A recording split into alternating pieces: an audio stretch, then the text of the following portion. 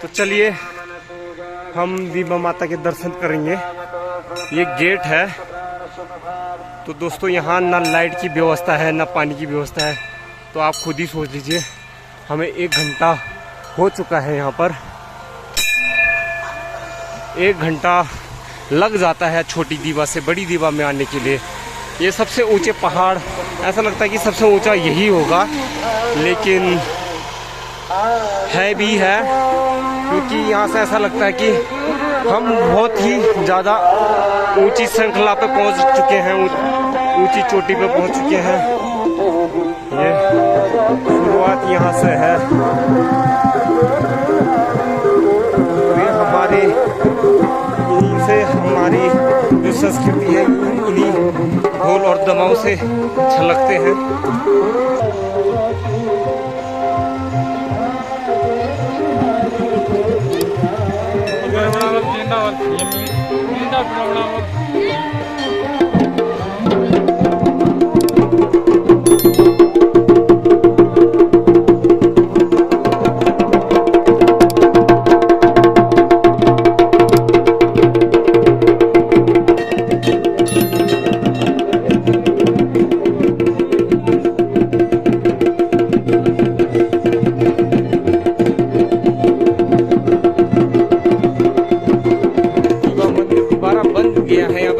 मैं आया था तो बना नहीं था। ये खंडों की श्रृंखला है यहाँ पर, ये देखिए।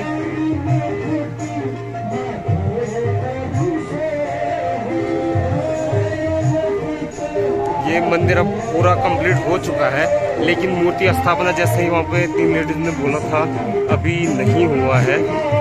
मूर्ति स्थापना के लिए भी इंतजार करना पड़ेगा। फिलहाल भंडारा चल रहा है।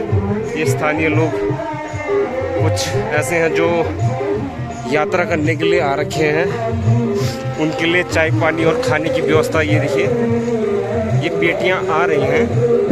और जिन लोगों को भूख लग रही है या प्यास है तो वो उनकी हेल्प कर रहे हैं। तो इन लोगों के लिए दोस्तों लाइक तो बनता ही है कि इनके नाम का। तो अब जूते उतारते हैं हम लोग।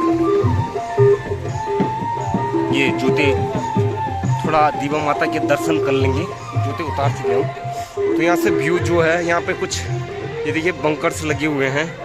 रात में रुकने का जो है लोगों का, यहाँ रुक सकते हैं, उनके लिए रुकने का भी यहाँ पे बना रखा। लेकिन यात्री कुछ ज़्यादा ही आ रहे हैं तो उन थोड़ा सा दिक्कत हो सकती है, क्योंकि इतने लोग अभी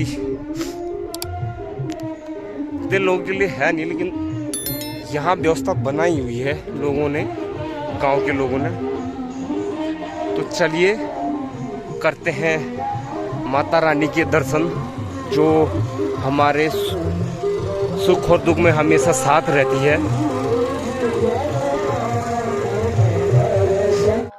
पूछते इनसे कि यहाँ का मंदिर का जो निर्माण है किस तरह से क्या हुआ था, इतिहास इनका थोड़ा जानते हैं। तो बताइए पगली। मैं चंद्रशशि पोखरियाल ग्राम से निवासी हूँ, और मैं इस जो हमारी संस्था है जो इस मंदिर को बना रही है, श्री गर्भ गुफा भंडारा सेरा उच्च श्रृंखला दीवा मंदिर पंजीकृत, इसके माध्यम से या उसके जो इसकी मेहनत से ये मंदिर बन रहा है। जो आपके सामने जो दिखाई दे रहा है दीवा माता का मंदिर। पहले मंदिर जो है बहुत छोटी हालत में था और जीर्ण शीर्ण हो गया था। वो लोग बहुत संस्थाएं आई, उन्होंने काफ़ी इसमें आई और गई। जो चले गया उसके बारे में मैं नहीं बोलना चाहता। हम अपने जो अभी फ्यूचर के बारे में बोलना चाहते हैं। अभी हमारी जो ये संस्था है 2016 में बनना शुरू हो गया था, लेकिन इसको जो पंजीकृत किया हमने 2017 में इसको हमने पंजीकृत किया। और पहले ये 2-4 लोगों से शुरुआत की थी हमने, और ये धीरे धीरे करके जो है ये कारवा बनता चला गया। अच्छे लोगों का साथ मिला और हमारे क्षेत्र का सहयोग मिला।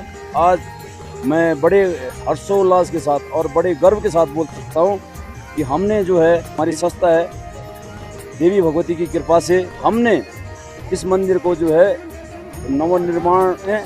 और अभी मंदिर एक ढांचा ही बना हुआ है, मूर्ति भी आ गई है। 8 तारीख को जो है मूर्ति स्थापना। हमारे इसके महासचिव हैं, जिसके हमारी संस्था के, उनसे आप थोड़ा बात कीजिए, तब तो मैं बदौला जी नमस्कार। आपसे कुछ वार्तालाप करनी थी कि मंदिर का निर्माण कैसे हुआ था, क्यों इतना प्रचलित है ये मंदिर, कि क्यों यहाँ श्रद्धालु आते हैं, अपना मत्था टेकते हैं, और क्यों लोग ये अपनी मनोकामना पूर्ण करने के लिए यहाँ पे आते हैं। तो एक्चुअली मंदिर का हम तो बचपन से ही आस्था हमारे पूर्वजों से चली आ रही है। आगे जो भी भक्त यहाँ पर आए अपने श्रद्धा भाव से, उन सभी का आज तक हर एक को अपना मतलब प्रचुर मिला हुआ है, और मंदिर का पूरा मतलब श्रेय गया हुआ है कि जिसको भी अपनी मनोकामना लेकर यहाँ आया कभी निराश नहीं किया। तो माँ भगवती का ये मंदिर जो है रहा सब पर, और हमारे जो पूजनीय पुजारी हैं, और कई वर्षों से मतलब कई पीढ़ियों से हमारे पुजारी जी किमनी परिवार है।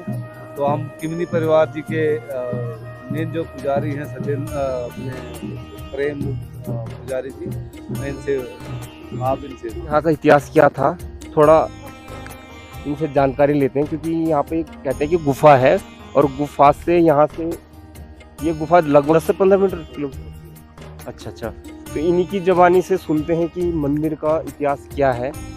तो इतिहास बताना तो इतना मेरे ख्याल से यहाँ पे संभव नहीं है। इसका बहुत बड़ा इतिहास है। इसके इतिहास में एक पुस्तक भी मैंने अभी जो रिलीज होने वाली है, तो मैं आपको संक्षिप्त में पुस्तक का नाम है आस्था का केंद्र माँ दीवा भंडारा शहर। और भंडारा शहर आपको मैं सामने दिखाता हूँ। वो सामने सड़क दिख रही है, उसका जो कॉर्नर में जहाँ से सड़क मोड़े उसके ठीक नीचे भंडारा शहर है। यहाँ पे माँ भगवती एक बहुत भव्य गुफा है, बहुत भव्य गुफा है। वहाँ माँ ज्योति रूप में रहती है, और सर्वप्रथम इस स्थान में भगवती माँ का पूजन होता है। वास्तव में पूर्व काल में माँ भगवती यहाँ पे तपस्या के लिए आती थी। तो धीरे धीरे जो है यहाँ पे भक्तों का आना शुरू हुआ, और पुजारियों ने इस स्थान को भी बताया। दोनों स्थान का जो खोज की वो किमनी परिवार के पूर्वजों के द्वारा की गई है। और हाँ, उन्होंने राजा महाराजों के टाइम पे ये सब मैं पूरा नहीं बता पाऊंगा, लेकिन मैं थोड़ा थोड़ा आपको ये मेरी किताब में सारी आपको मिल जाएंगी। तो मैं आपको संक्षेप में बताना चाहता हूँ। वो सामने दिख रहा है, वहाँ उसके नीचे ठीक भंडारा शहर है, उसमें खटोलगढ़ एक नदी है, ठीक उसके सामने जो है माँ भगवती का बहुत बड़ा विशाल गुफा है। उस गुफा में भगवती ज्योति रूप में विराजमान होती हैं। अब कुछ भक्तों ने वहाँ पे माँ भगवती की अष्टभुजा मूर्ति भी लगा दी है, लेकिन असलियत यह है वहाँ पे ज्योति रूप में रहती है, और वहाँ पे भक्तों को अपना जो है आशीर्वाद देती है। और इसके साथ साथ इस वक्त भी वहाँ पे पूजन हो रहा है। जैसे यहाँ पे पूजन होता है उसी तरह वहाँ पे पूजन होता है। जब छोटा कार्यक्रम होता है तो हमारा पुजारी दल 2 भागों में बट के, एक भाग जो है नीचे, एक दल जो है नीचे जाता है, एक दल यहाँ ऊपर भगवती के पूजन के लिए आता है। दोनों पूजाएं साथ साथ चलती हैं। तो ये सामने से उससे जब वहाँ पे भंडारा बनता है, लास्ट दिन जब पूर्णाहुति का होता है तो भंडारा बनता है। भंडारा सिर में रख के, एक जो यजमान होता है वो सिर में रख के, और साथ में पुजारी वो भंडारा लेके इसी जगह से, ये जो पर्वत श्रृंखला दिख रही है आपको सामने दिखाना बेटा, ये इसी रास्ते से होते हुए नंगे पैरों से इस स्थान में आते हैं। यहाँ रास्ता है क्या? ये रास्ता है। अब जंगल है यहाँ, अब इसका यूज भी नहीं होता, प्रयोग भी नहीं होता, समय बदलता जा रहा है। जैसे परिस्थितियाँ उसी तरह ये यहाँ भी परिवर्तन हो रहा है। इसी रास्ते से आती है, और यहाँ भंडारा है। उसके बाद प्रत्यक्ष देखता थे भोग लगता, दौड़िया की अगुवानी, भोग लगने के बाद उसके बाद दोनों जगह अब एक ही समय दौड़िया नाम के भैरव भंडारा वितरित होता है, प्रसाद वितरित होता है। तो ये भगवती की बड़ी महिमा है। यहाँ पे जो ये दौड़िया बाबा है,